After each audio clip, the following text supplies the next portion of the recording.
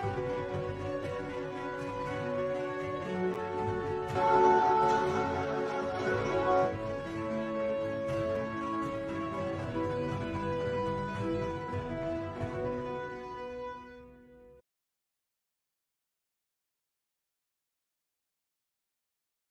everybody, and welcome to OpenExO Live. Apologies there for being on mute, a little bit scatterbrained this evening here in Cape Town.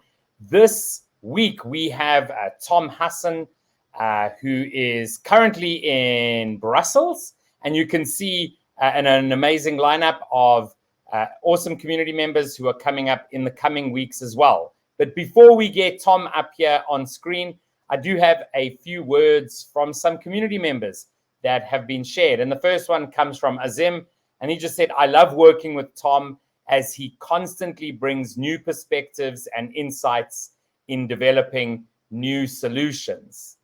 Next, we have from Christine, I loved Tom's indomitable energy and enthusiasm and his commitment to his team. As a young leader, his willingness to be adaptable and open is a skill very few have at such an age. The purpose of his business clearly is more important than any self-serving interest. And then from Yaroslav, Tom is a creative, passionate, and driven entrepreneur, and it was great to have him be part and contribute to our certification programs. I have been following his progress and in making AI practical and accessible to clients, and wish him a lot of success going forward. So with that, I want to welcome up Tom onto the screen. Tom, how are you doing this evening? I'm doing great. Thank you so much, Kevin. Also, so cool to see those words of my previous team members. Thanks, guys. Thanks. It's an absolute pleasure. It's one thing that I like to do. I like to get our community to share about one another, because it's really important that people know that they are valued. And whenever we start OpenExO Live, I always just try and find out from you. Tell us a little bit about yourself, sort of in your own words. Who's Tom? Where have you come from? And sort of what also brought you to the OpenExO community. Yeah, for sure. All right. So I guess my story kind of starts pretty early on. I knew that I wasn't ready to kind of conform, in the sense of like right out of high school, I decided I wanted to go travel, which made me kind of stand out from my peers, because not a lot of people were doing that in my peer group. Most of them were heading straight for university. I was like, I have no clue what the heck I want to do with my life. How the heck am I supposed to decide what I'm going to study and do for the rest of my life when I haven't seen, done, or proven anything? Yeah.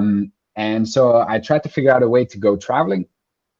Found a program that I could do that was, volunteer work based, because it was really important for me to do something meaningful in a certain sense. Those 6 months ended up becoming 2 years almost. And so it's in those 2 years as well that I really fell in love with the idea of entrepreneurship in a certain sense. Because when you're traveling, every single day starts again. You start from zero, you start to meet new people. And so I wanted to build something that was like sequential in a certain sense. And so I had this idea for an app, and then I wrote like the worst business plan that you will ever have read in your entire life. It was a 200-page mastodon, but I was like, okay, well, I need to go build this. I need to create something. Let's go build it. And so I flew home, gave it to some investor friends. They were like, dude, I'm not even gonna read this. Don't even bother. And then, I read all these things about MVP. So I was like, okay, well, I need to try to build this thing and just see if it works. Built like a mini little team around that, which failed. We failed miserably because there was no alignment. There's nothing. I mean,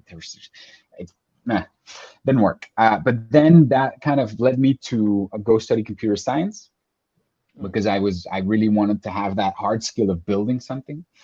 Yeah. And I kept throughout university, I kept launching projects. and it started also really falling in love with the power of technologies in a certain sense of what they can mean. And so tried a couple of projects. They didn't really make it until one day we got into this kind of group of companies, kind of a cluster investor thing, and they had a lot of companies around like very new technologies. And so the issue was, however, that those technologies, like all these companies, what they were building. So you had like an AI company, like you had, blockchain company. They were focusing on that specific technology, but the problem was that they were never able to scale the solutions that they were bringing to these clients. They were never going beyond a proof of concept. And so from that group, the question came of like, hey guys, can you kind of look at how we might work to scale these solutions in a way? And so we started, thinking, working a lot on that question, and the answer kind of came in the sense of like, okay, well, we were at this AI for Business summit, where on the one side you had all these, implementation companies that were, building AI tools, and they were telling you, oh, we can build whatever you want to dream, we can build it. Anything you want, we can do it, and they probably could. And then you went to go listen to the other side, the business people that were there, and like, yeah, but what the heck am I supposed to dream? Like, what, how do you, like, what does it mean, a computer that can do human things? How does that impact my business? How does that, affect my processes? How do I make sure my people come across there? And so that's kind of when the whole EXO story kind of crossed our paths, because I was like, okay, well, this the classical business model canvas just doesn't fit this. It doesn't. Sure, there's some elements that you can ram in there, but these technologies are really paradigm shifting. They give you a complete different way of looking at the way of doing business. And so that's when I read Salim's book, Exponential Organizations, and my mind was like opened. I was like, he gets it. He gets it. So I went into the community, got super hyped, and that was in the very early stages of the company, of building the company that is now Humane, which is the company where we help kind of build scalable new technology solutions. We're really focused on helping people achieve more with these innovative technologies. And the whole XEO model was instrumental in giving us the thinking framework and the way of approaching current companies on how they could give these technologies a place in their operating models in a certain way. And how you kind of go from incremental innovation to really disruption in a way that is healthy for them to keep inventing themselves. And so, yeah, I've been building that company for 3 years, and have been starting. I am still that entrepreneur, that kind of restless entrepreneur. So I've been starting a couple of new projects that we can maybe dive into a little bit later as well. But for example, the Impact Billionaires is one of them as well. But yeah, that's kind of my story up until now. Now, obviously, one thing about the EXO model is right at the top's an MTP, right?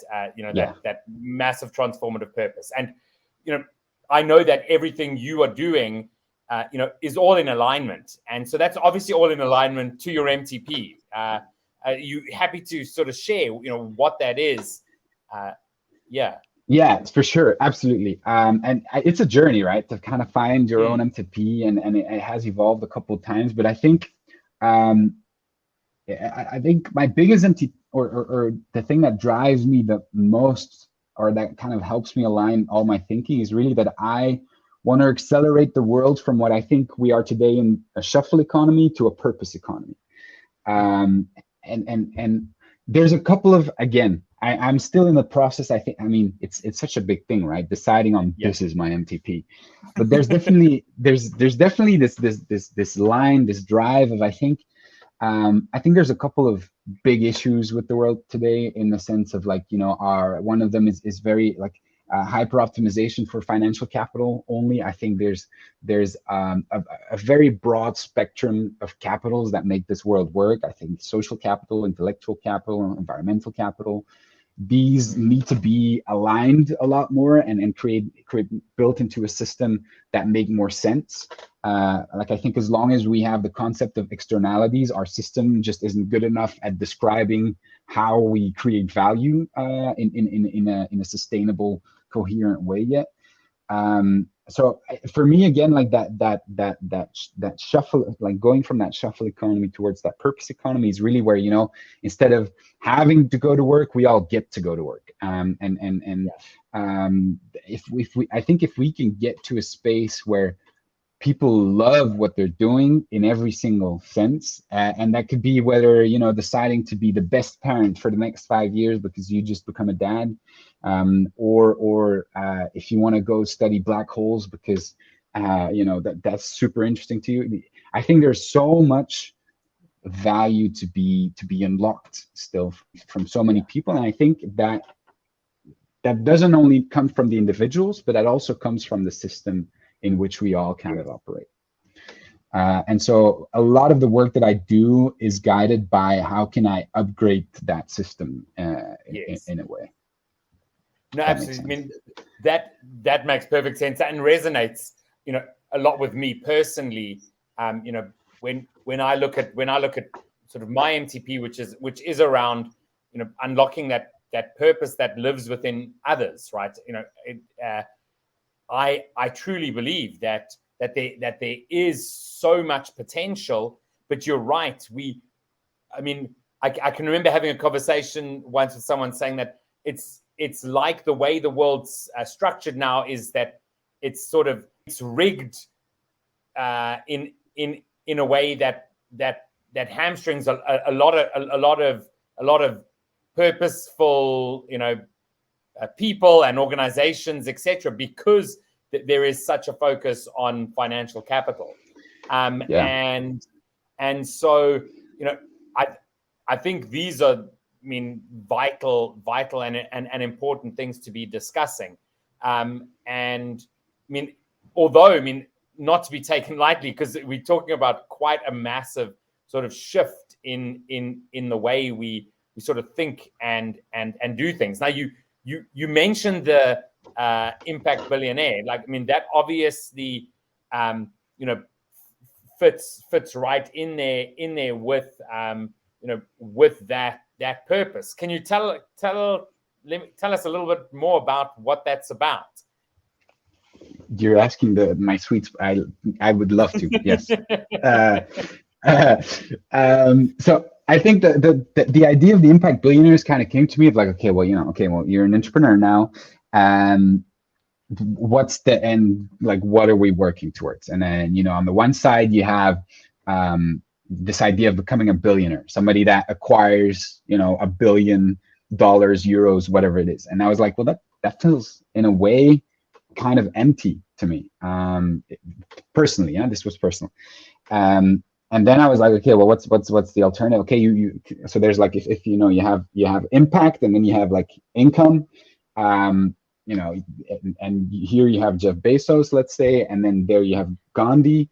Well, I don't really feel like becoming a Gandhi either, you know, like I think it's all amazing what he's done, but I want to live in a bit more than a robe and have maybe like somewhat of a nice house and you know, go on cool vacations. And so I felt like there has to be something in the middle there where instead of you know, choosing one or the other, where you kind of have like corporate or NGO, like we need, I think, language around, okay, well, impact, you know, impact billionaires, whatever that means. And so that's how I kind of came to this idea of like, you know, what if instead of trying to become somebody that acquires €1 billion, dollars, whatever, I try to become somebody that can impact 1 billion people's lives positively. And so that's how I came to like, okay, well, I think that is what I want to aspire to become, is somebody who has the heart, skill, and mindset to impact 1 billion people's lives. And I think if we all try to become impact billionaires instead of, you know, the classical billionaires, would we still have world hunger? Would we still have like those huge, you know, issues? I think in the end, those huge issues are for me kind of suboptimal outcomes of the optimization problem, again, on that overly like focus on financial capital, if that makes any sense. And so that's how I came to look for, okay, well, can I create a community in the first place around like that idea, and around people aspiring to become impact billionaires as well. And is there a way that we can, again, this is a constant learning process. And I'm by no means saying that I am an impact billionaire today. It's just I am aspiring to become that. And so I think the first step in that was the podcast, is where really I want to kind of learn those lessons and give people those lessons as we go, and help them scale their impact and income, so we can upgrade society in a sense. Because, for example, I think one of the key things there as well is that one of the ideas that I had, or like one of the reasons I started thinking about like this impact billionaire concept, is I had this idea for, okay, well, very concretely, I started looking up like, okay, how to solve world hunger. I literally Googled it. I was like, how to solve world hunger. And the first articles that came up were NGOs asking for money. I was like, okay, well, that's probably not going to be it. I scrolled down a little bit further, and then I was like, okay, well, the UN has a big plan for us to end world hunger, but it's, you know, countries can follow it if they want. So I was like, okay, well, that's not going to happen either. And so that's when I started thinking, okay, well, you know, with my background in technology, is there a way we could solve world hunger? And so then, you know, you start thinking about all these exponential technologies like AI, and this is also like something that comes back in like the XEO thinking, right? Like, what if we could use AI, solar, 3D printing to really create like a closed loop farm, meaning that from the moment you put a seed in the ground to the moment that it's on your plate, there's no human interaction needed. You do that with exponential technologies. Maybe today that costs 50K. In 10 years, it costs you maybe 2,000 or 200 years. And say that you have a bunch of these farms that just produce food with no interaction whatsoever. You create kind of a system that is distributed all over the community. All of a sudden, you have free food for the entire world, in theory, right? But then I started taking that a little bit further. I was like, okay, but what VC is going to fund a farm which their exit strategy is literally free food for the entire world? Like, there's just no VC that's going to do that. And so that's where I was like, okay, well, we need different language around that, but we also need kind of like a different system that enables those kind of things, because, you know, does that make sense? Yeah, no, I mean absolutely. And on LinkedIn, Michael Freber was just asking about, you know, saying that ultimately disruption is about doing something massively different, right? And in that chaos of disruption, like, what is the disruptive business model? And I think you sort of answered that a little bit now, in that the well, maybe not answered it, but the disruption is a change in the I guess the reason to put effort into something, because currently if you're gonna be, you know, running an exponential initiative, many people are doing that for the exponential growth in capital, monetary capital. And so, you know, to try and answer Mike, like, I don't know, what do you think could be that the business model then, if it is free food, is there, you know, how does it remain sustainable? Is it possible? You know, I often ask myself, you know, we speak about how we need like financial capital to do things, but ultimately, you know, if we started over again and, you know, we took a bunch of people, let's just say a bunch of people go to Mars, like on Mars, there's no money there yet, but people are doing stuff, right, to survive, and they create a society or whatever. So I don't know if you have any ideas about, well, what does that transition then look like? so we can get to that. Yeah, so obviously I have ideas about. I think again this kind of ties into this idea of a shuffle economy towards a purpose economy, and I think there's first order forms of capital and second order forms of capital. And I think that, you say you need financial capital to build something. I would disagree. I would say you need social, intellectual, and labor capital to actually make things happen. What financial capital is a facilitator between those three. It creates an incentive structure that makes it a lot easier to kind of, make those flow together. And so that's why, for example, very recently, Elon Musk was asked to donate 6 billion to end world hunger, and it was like, okay, well, show me the plan. And then you see there it has to do with a lot more things than just the money. It's really about like geopolitical systems, what you could categorize around like social capital. There's so much more that goes into making something work, and I think money is almost never the problem. Like I think the whole world has plenty of money. I think it's really about the incentive structure and really making that incentive structure work in a way that we are aligning them with what we actually want to happen. And so I think again there as well we are at this kink in the world where we have an ability to kind of rethink our entire incentive structures. Like one of the proof of concepts that I built was an impact coin. And so basically this impact coin is a way to completely reorganize certain incentives. And so what I built is basically a basic app that would allow you to vote to lower the temperature in your classroom. So this was at my university. And so that's the only thing you could do on this app. You could vote to lower the temperature. And so whenever there was consensus within the class, the temperature of that class would get lowered. So the consensus, meaning more than 50% in the class voted to lower the temperature.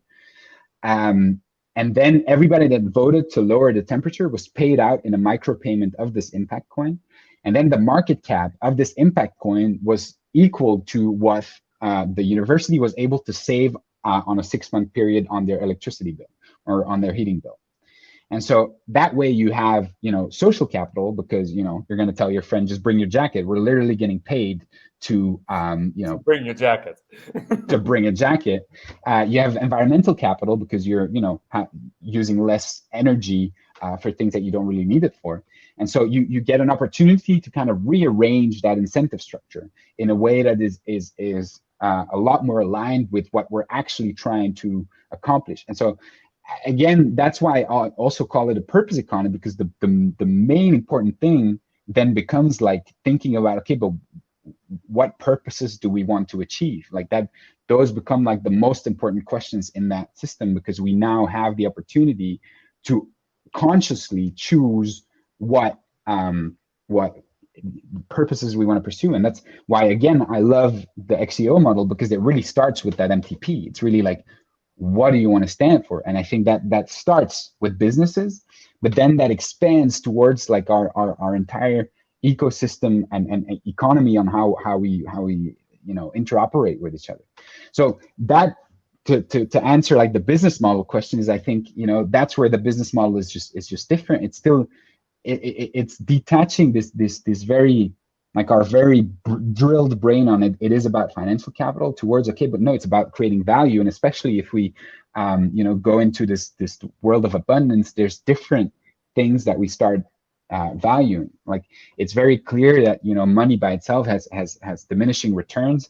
For a lot of people making, if you have 100 million, 101 million, yeah, it doesn't make any difference. But if you live on 50 years a month or like very, very low wages, like that's when that thing has very like a lot of impact. So I think in that purpose economy, again, like if you look at hierarchy of needs of Maslow, if we can take care of that first space, like I think the idea of business models has to be rethought entirely about, okay, incentive structures rather than business models. Like how are you going to help people find their purpose then becomes the main value driver, not okay, my sole purpose in life is to acquire money, because that's now how a lot of people are just being, I think, lazy in not having to find their purpose or what really gives them meaning, because they can just default to, okay, well, I got to work to pay the bills.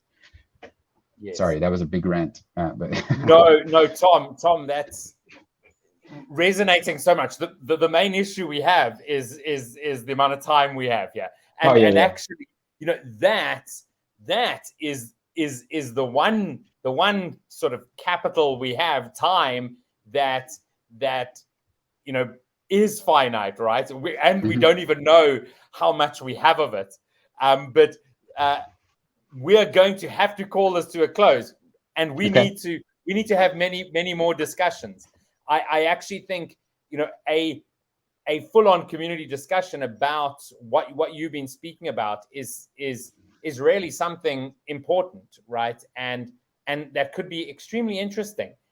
So I think we need to get that organized so that we can also debate, because I think it would be wonderful to speak about this versus the more traditional sort of models. It would be a really interesting discussion and debate. So as we close out, what is it that you sort of want to leave the people with that have been watching and that are watching the recording?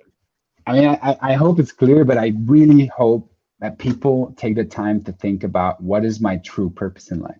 Like, what do I want to aspire to not be in the first place? Because from being comes doing, I think. But again, if we are moving towards that purpose economy, or that's really what I hope, and that's what I believe towards. And so if more people would really just come alive by what they do, I think we'd live in such a different world, honestly. And I think for the first time in history, we really truly get the opportunity to go beyond thinking in survival mode and really going towards that self-actualization. I think that's the beauty. I'm sorry if getting like using a lot of big words in that, but I think that's really the beauty about what it means to be human, is that we get to give our lives meaning. And so do that. So many people don't do that. Absolutely, Tom. I look forward to chatting to you again pretty soon. Not like we have, taken a year and a half to do this and to do this live in front of other folks. But really looking forward to another conversation sooner. And thanks so much for joining us this evening. Yeah, thank you very much. And if people want to check out the podcast, feel free to do that at theimpactbillionaires.com, and you'll find everything there. Absolutely. So, thanks. The little plug. Cheers, Tom. Thank you. Really great to see you. All right, great. So great chatting to Tom. As I said, I do want us to, as a community, and so if you're not in the OpenExO community, come on and join us. Discussions like this that we've had with Tom is really the way we are thinking within the community, how we can transform the world, how we can leverage exponential technologies. Thanks so much. I'm going to end off today with a quick segment about the new Exponential Organizations book, and we'll see you again next week.